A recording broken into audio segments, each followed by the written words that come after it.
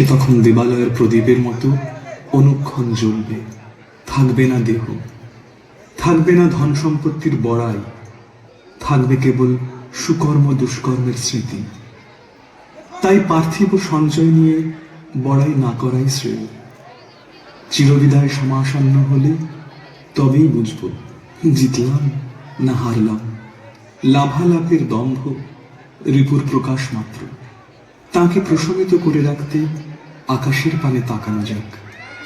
নব নব তারাকে দেখে নেওয়া, চিনে নেওয়ার সূত্রে অভিজ্ঞতার ভাণ্ডারটিও পরিপূর্ণ হোক।